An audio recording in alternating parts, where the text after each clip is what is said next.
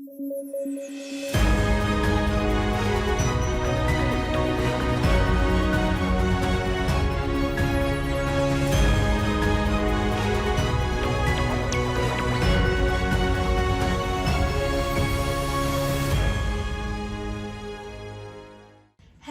it's time for another edition of DBE TV News.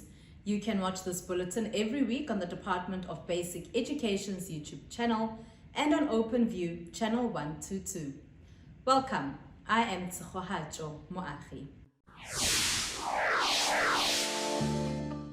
In our top stories this week, the CEM zones in on school infrastructure during a two-day gathering. The Department of Basic Education pleased with the NSMP crisis in KZN being resolved. The Second Chance Matric Support Program examinations are underway. And Deputy Minister Dr. Regina Mhaule urges learners in the Eastern Cape to respect themselves and their teachers. The Council for Education Ministers have put school infrastructure in the spotlight.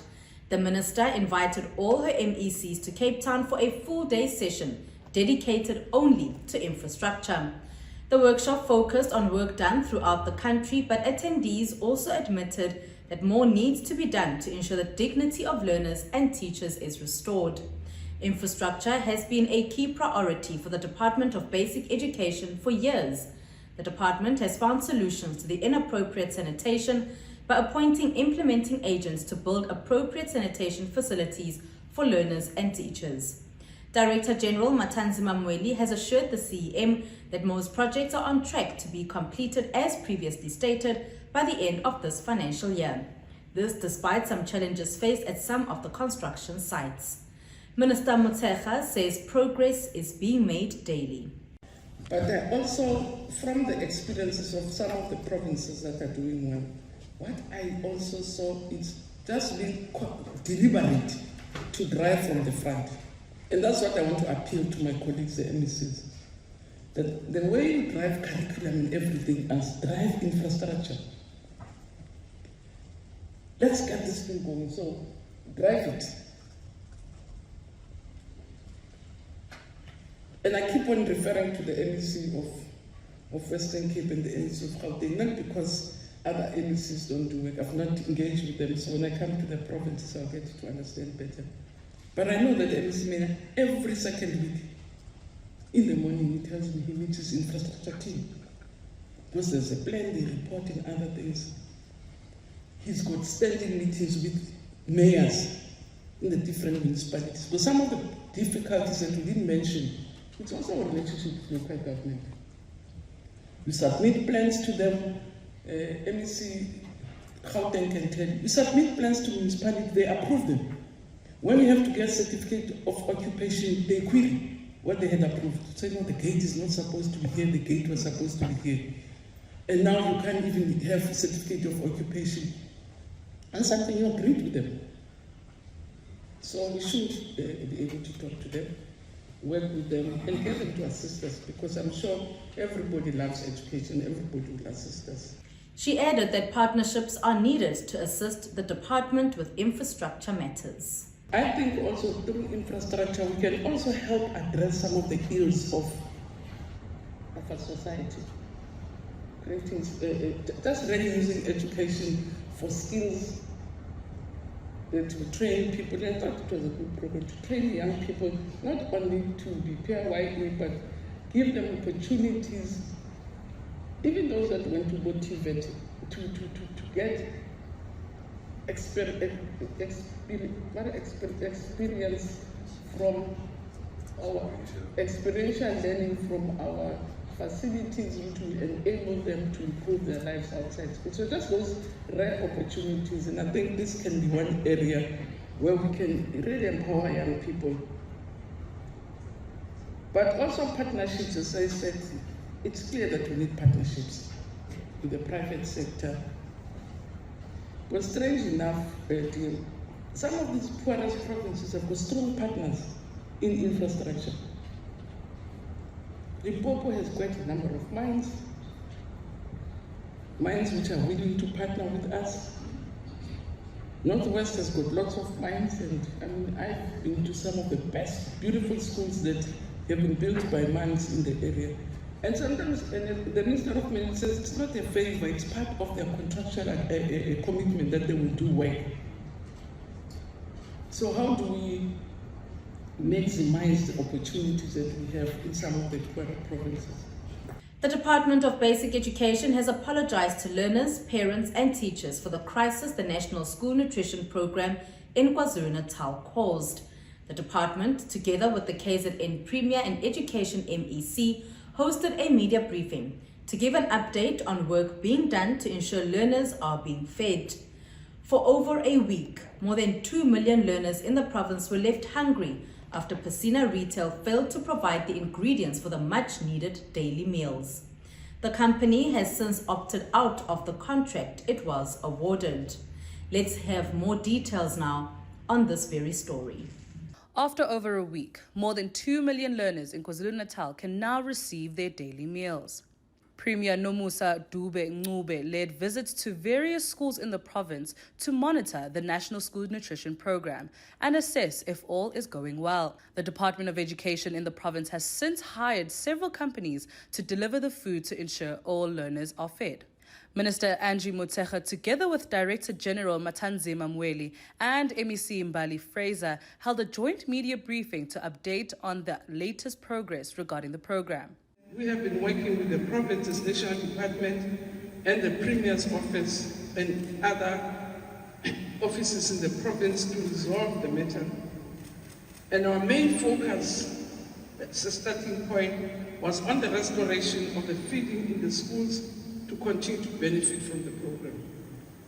We are fully aware that many of our learners, the food from the NSP is the only meal they might have in the day, and it is a reason why, as a Department of Basic Education, became particularly concerned with the disruptions to the feeding program. For whatever inconveniences that was caused as a government, we sincerely apologize. Because the NSP is a very important program, and it helps us to deal with a number of challenges that our communities are facing. With the program, we feed about 9.6 million children on a daily basis across the country, and the government invests 9.1 billion a year on the program. The minister added that according to reports received from those who were on the ground on the 2nd of May, learners were being fed despite some challenges. So the reports that we've gathered from the Premier's office, from the oversight by the department, but also oversight by the national department, indicated that the situation has stabilized greatly. Further reports that we are receiving today from our teams indicate that children indeed are being fed. There are reports of delays in deliveries, while children were fed today. And for us, it's a very important development from when we started off when we opened schools last month. The provincial government of the province has also developed an online tool using geospatial technology that delivers real-time data into the KwaZulu-Natal Information and Innovation Hub. Business intelligence is used to draw analysis on the reports generated through the online tool. This is a tool that is being used by the members of the Executive Council and government officials as part of monitoring and oversight process when they visit various schools to assess the implementation of the school feeding program. She said the progress in the NSNP in the province was heartwarming and hopes it stays this way in order for the program to fully recover from this crisis. I do believe that we are on course to continue on a successful path for the next few weeks, months, and indeed for the rest of the year. And we are committed to ensure that learners continue to learn while enjoying their meals on time daily as scheduled. With the work that we are doing, we will fully recover, and we are sure that we will. We are also encouraged by the active citizenry demonstrated by the community surrounding some of the schools we visited. We also want to commend the dedication shown by educators, by union leaders last week I had the privilege of meeting all our national 5 teacher unions, also to make sure that they also support and give us the information that we require. We also had meetings with all school governing bodies represented nationally. And I'm told also the provincial level, the MEC has been meeting teacher unions, but also your local structures to provide us with information that will enable us to act promptly if there are challenges. And all committee structures have been requested to report any challenges in order to ensure that all schools are recovered. An operations center has been set up to manage all matters related to the current situation. The department would not speak to the issues about the contract with Piscina Retail, saying their lawyers are dealing with this. Yuliso Matonsi, DBE TV.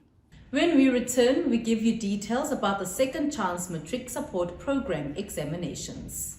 Hey learners in grade R11, feeling stuck or confused? Have you lost learning time in the last while? Well, Tswelopele is back to help you catch up. Find resources on the DBE cloud to use and share. Watch support lessons on TV or on our YouTube channel, where you will find exciting lessons in key grade R to 9 subjects. And for grade 10 to 11, have fun learning in many different subjects. Join our community of learners and teachers, parents and caregivers on Facebook, where there are tips and advice for better learning.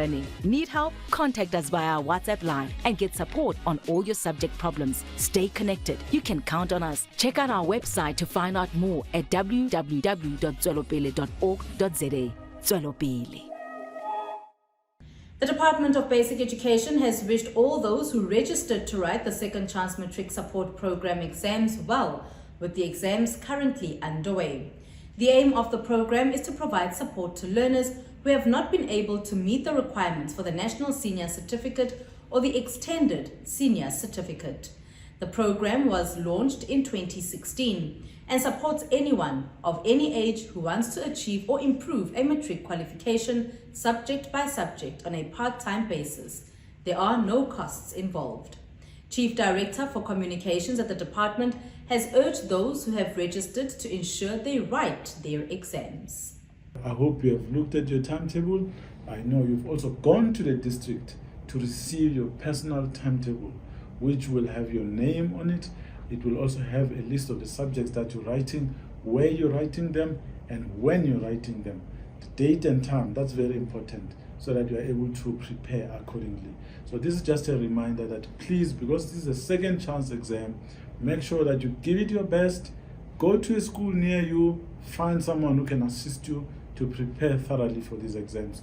Use past question papers, they will help you as well. This is the most important exam in your life.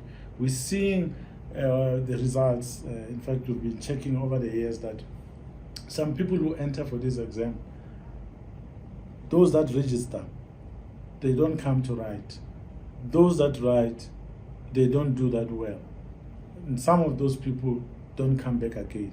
So I'm saying, please take this opportunity and use it. So what we have done in the department is that if you have registered to write for the May and June exam and you don't do well there, we can give you another opportunity to write in October, November, when the final end of year exam is written by the full-time candidates that are currently in class. So it is important that you register and actually go and write the exam, because it will give you a feel of how it is like. He went on to encourage the candidates to study hard in order to do well in these exams.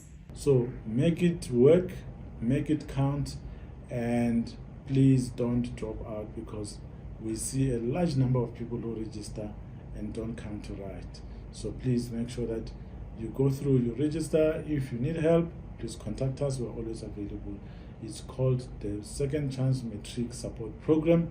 Support is the key word, because you need to make sure that you do everything that you can to pass this particular exam. Deputy Minister Dr. Regina Mhaule has urged the community of Idujwa in the Eastern Cape to fiercely look after the newly built J.S. Skanjana Senior Secondary School. The state-of-the-art school was officially opened and handed over to the Provincial Education Department by Mineral Resources and Energy Minister Gwede Mantashe. The school has, amongst other things, a total of 32 classrooms, a science building, a computer lab, and water tanks from boreholes. Dr. Mhaule thanked Sibanye Stillwater for funding the construction of the school as part of the company's social and labor plan. Siyazibongela ke thina kwi-Department yaka-Mineral Resources and Energy, sizibongele kwi-Sibanye Stillwater ukuthi nisakhele isikole sihle, state of the art. The school is so beautiful. And mabas hand over kithi, that's why ngifuna uchairperson we-SGB ngoba i-SGB abazali together with the community ibambisene nokumkani namakhosi wendawo nezinduna zendawo yibo okumele basinakekele isikole sekuba isikole se-community, isikole esizonceda abantwana laba even nabazukulwana babo bazongena kulesi sikole.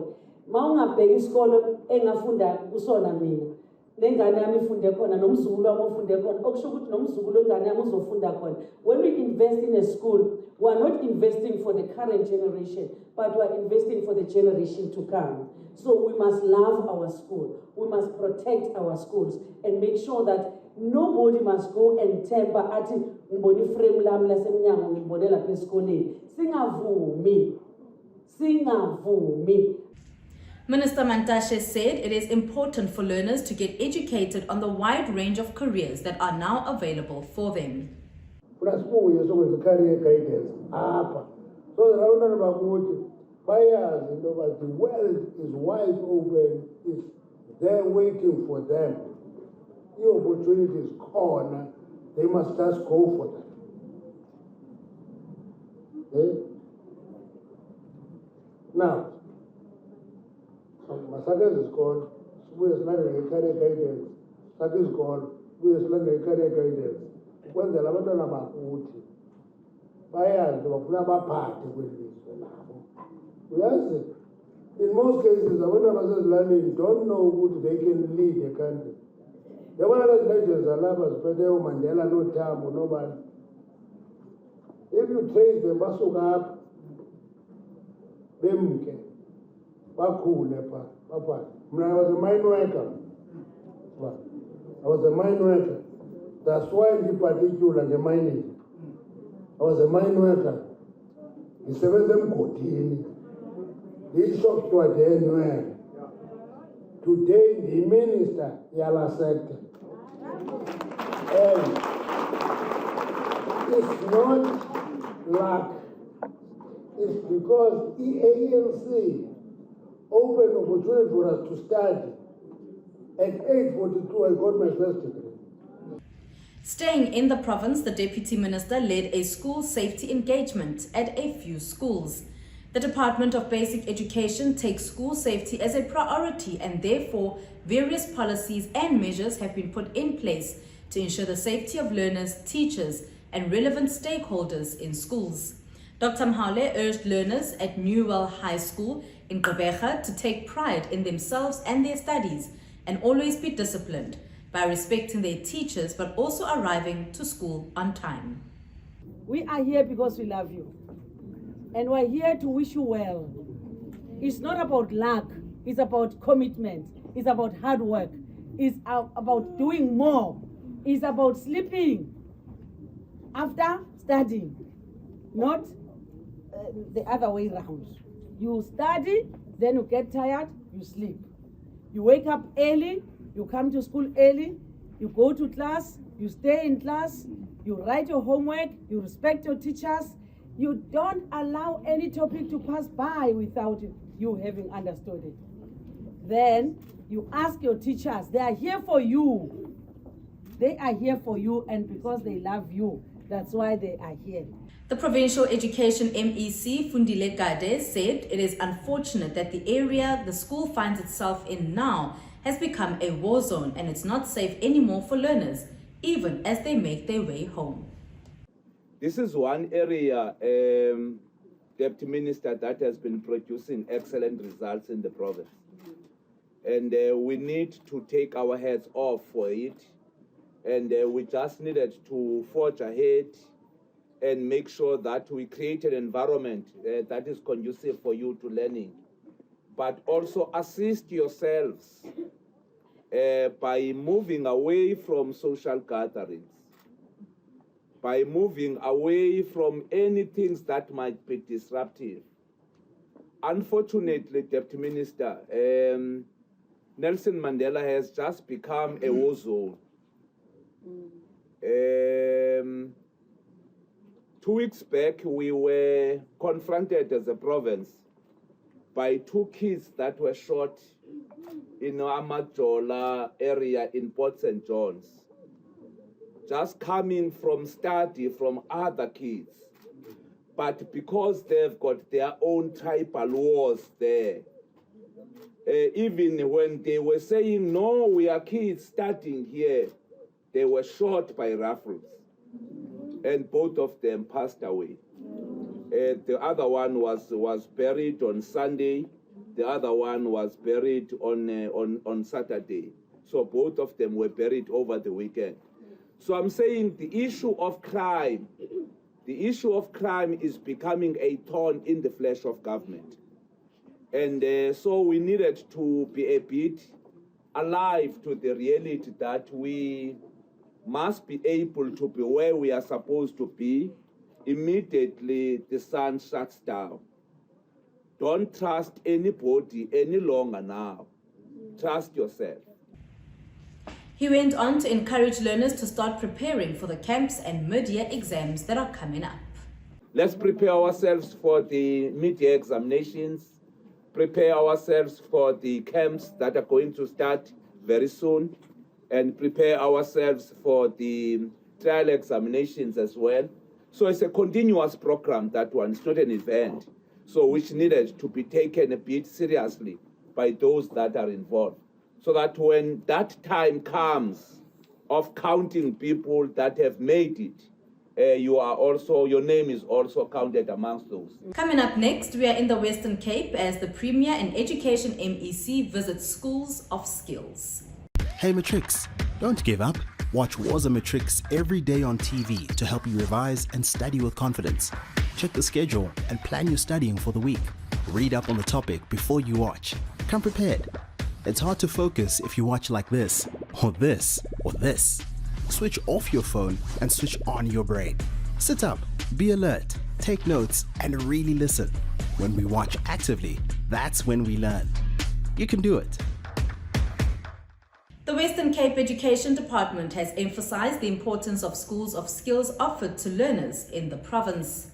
Premier Ellen Windy and the Provincial Education MEC David Menir were given a tour of Struisbaai Primary School's skills facility. The facility, which opened in May last year, is one of 27 public schools in the province that offered a blended curriculum that focuses on skills development. More than 10,000 learners are enrolled at these schools across the province. Schools of Skills offer an adapted learning program and alternative pathway to learners who thrive in a technical and vocational curriculum. Learners at Schools of Skills are exposed to 50% general education subjects and 50% occupational training per week. During their visit to Struisbaai Primary School's facility, Windy A. Menir got involved by joining learners during a metalwork class. Menir says he is pleased that through partnerships, Schools of Skills can offer learners quality skills for the changing world. That then brings us to the end of this bulletin this week on the Department of Basic Education's YouTube channel and on OpenView channel 122. Do remember to send through your stories or comments by contacting us on our Twitter handle at DBE TV News. Thank you for watching.